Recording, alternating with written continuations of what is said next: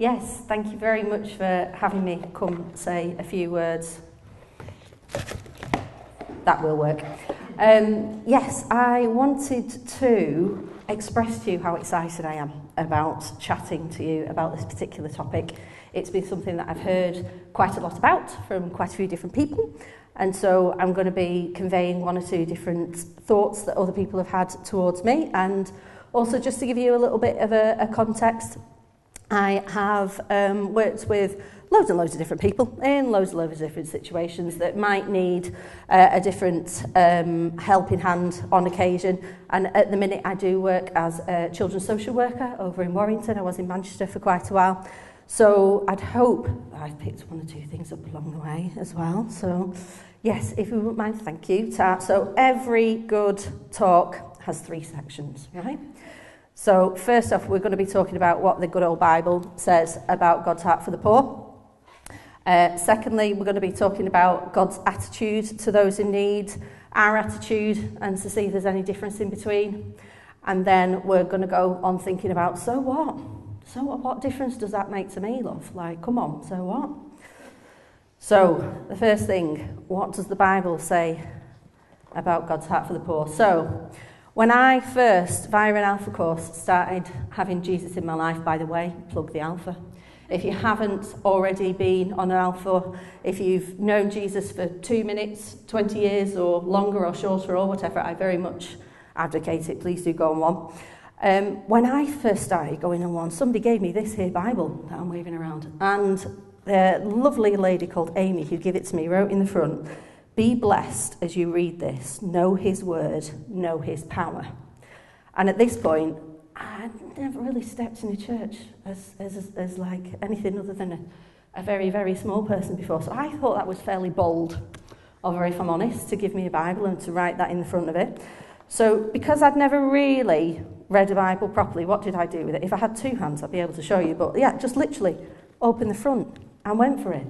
So Genesis was the first thing that I read, and my opinions of what was there were less than what they are now. And then I carried on, and Numbers, Leviticus, and I just kept thinking, where is this Jesus dude that everybody keeps whinging on about? Like, I cannot find him whatsoever in the first bit.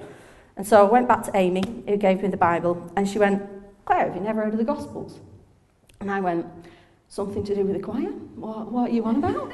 And she said, "Start with the Gospels in the New Testament." Had to find out what the Gospels were, had to find out what the New Testament was. And then Matthew, Mark, Luke and John. It's like, wow, this is the real deal. This is where the Jesus fella comes in. I like this bit. He actually talks about him for a bit. Woohoo. And so I learned about this Jesus man who, when he met everybody, he concentrated on the one person in front of him. And his heart for that person was such that it transformed their life, meeting him, whether it be for 2 seconds, shorter or longer.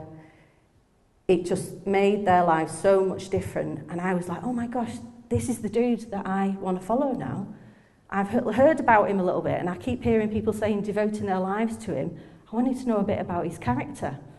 And so I found out about him, and then I delved a bit further, and I saw a particular theme. And it starts with this. So, quick pointer, you've had a minute to read it now. What's the difference? You might be thinking, they've put it up twice. What are they doing?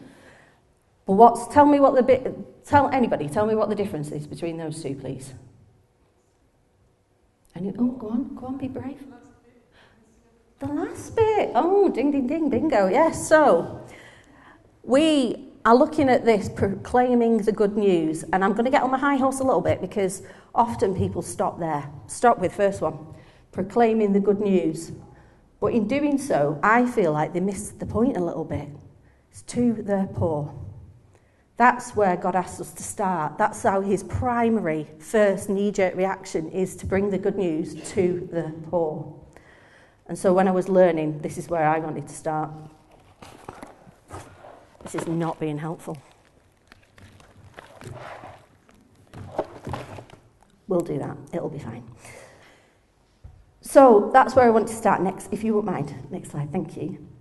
So, loads of other Bible bits. So, if you want to give those a read, we've done Spot the Difference. I want you to see if there's a particular theme that you can pick up on, or any kind of repetition doth within.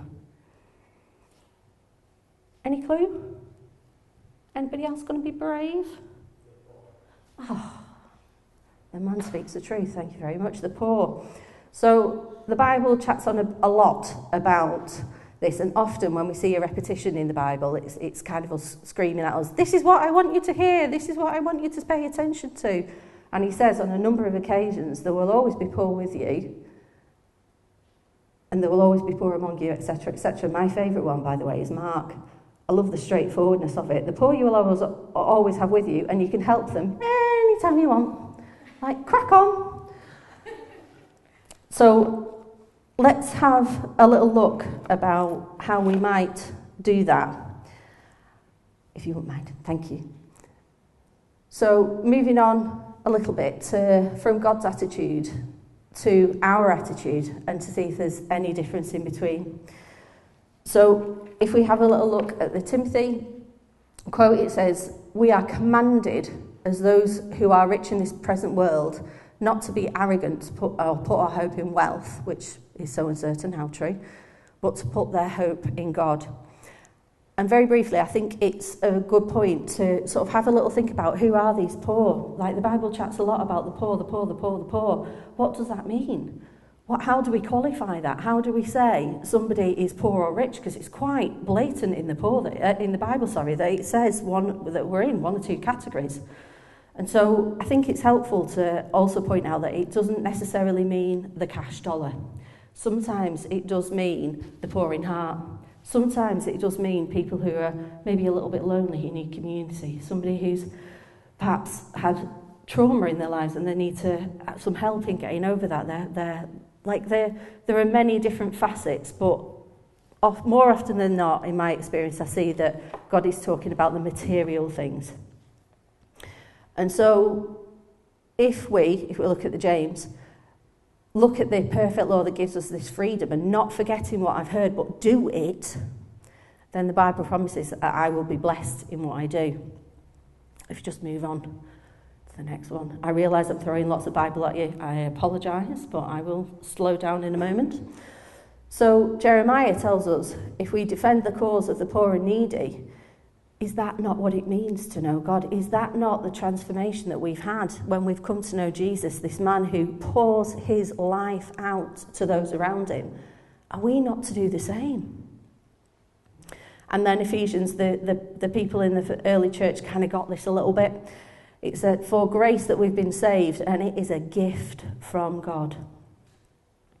Not that we can boast, but that we can do good works that are prepared for us in advance." And I just want to pick up, because believe it or not, you hear my dulcet tones again in a couple of weeks, and I'll be talking about how we can apply what we're talking about today. So today's more about the theory, and in a couple of weeks it'll be more about the practice. But for now, I want to hinge on that where it says it is the gift of God. If we think that everything that we have is a gift from God, that means the food that we've just ate downstairs, gift. The clothes that are currently on me, gift. The roof that is over our head, gift. You could go as far to say the breath that I've just breathed, complete gift.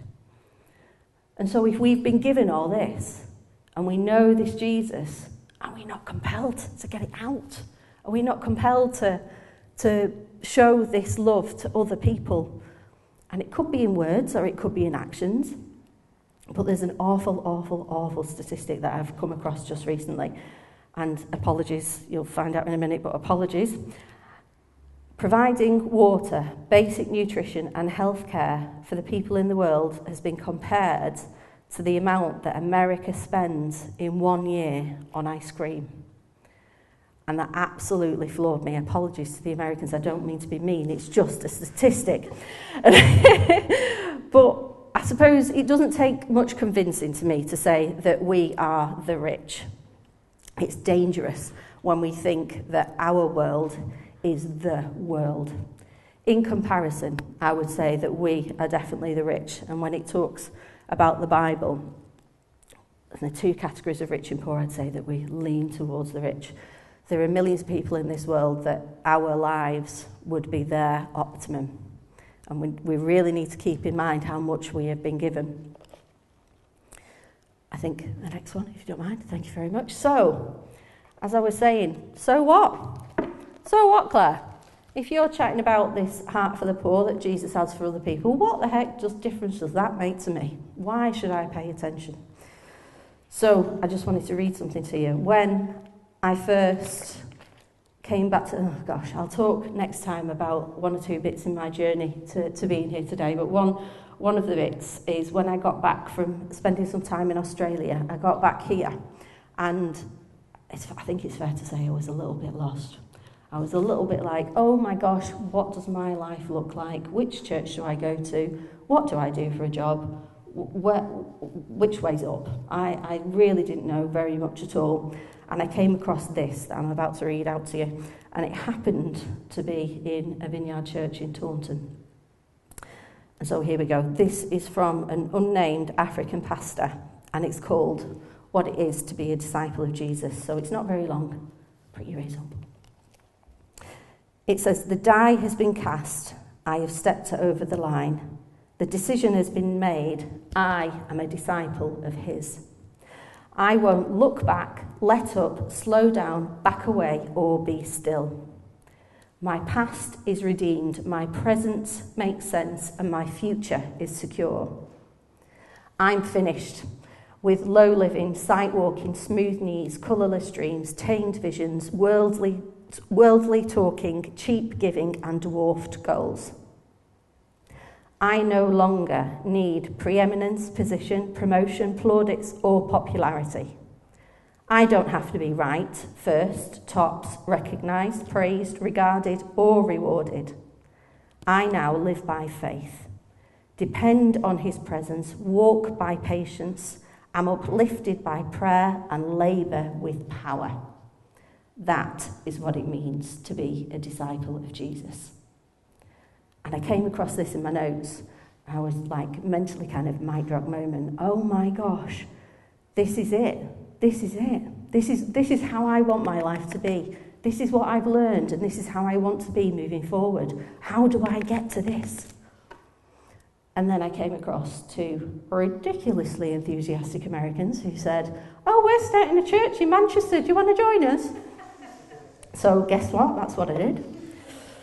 And I've got to say, I haven't looked back since. So if we are to live this life, if you wouldn't mind, thank you very much. The so what bit is kind of biblical, would you believe? Therefore, I urge you, brothers and sisters, in view of God's mercy, to offer your bodies as a living sacrifice, holy and pleasing to God. This is your true and proper worship. If I was going to point to one thing, I'd point to that. That is it. If you get nothing else out of me blathering up here, please pick that up. And if we go on to 1 Timothy, goes on a little bit. So therefore, I urge you, takes a little bit more of a firmer stance and says, command them to be good. Be rich in good deeds. And then it goes on to say, so that you may take hold of the life that is truly life. And that's what I want to talk about next time that I'm here, the life that is truly life and how we get to that. And my experience of often doing being the getting to that. The doing, the experience of doing and seeing the difference and seeing the transformation that I would only ever be doing. If it wasn't for this Jesus fella in my life, I wouldn't be doing it. It's only because of him that I'm doing it. And seeing that transformation makes my heart change. And that's what I really, really, really want to urge people towards. So, as I come into land, I'm hoping that I'm not over time. That would be great if I'm not. I wanted to show you a little bit of a clip. So it's only about a minute, just over a minute. And the people on there say it better than I possibly can. And it is one facet of your potential reaction to sort of finding out about this Jesus dude and what he got up to. And it's one route, you could say, to compassion, but I'd talk about many next time. So thank you very much, and if you wouldn't mind pressing play, that'd be great. No te niegues a hacer el bien a quien es débil cuando tienes el poder de hacerlo. No le digas a tu pueblo, vete y vuelve, que mañana te daré, cuando tienes contigo que dar. Aprender a hacer el bien, sean honestos con los demás y ayuden a los oprimidos. Hagan valer el derecho de los huérfanos y defiendan a las viudas. Y serás bienaventurado porque ellos no tienen para recompensarte, pero serás recompensado con la resurrección de los justos. Abre tu boca por el mundo en el juicio de los desvalidos. Abre tu boca y juzga con justicia y defiende la causa del pobre y del menesteroso. Porque el povo para já macanha, mesmo que feta cura para el povo se chama de chão. Eu vou pedir por malele, se onde que foi quando ele me, eu vou enviar povo, também se vive com a ambiente. Eu vou povo que se onde o pote, se liman que pagamento sa. Be generous with and be blessed, for the chance they fool with the poor.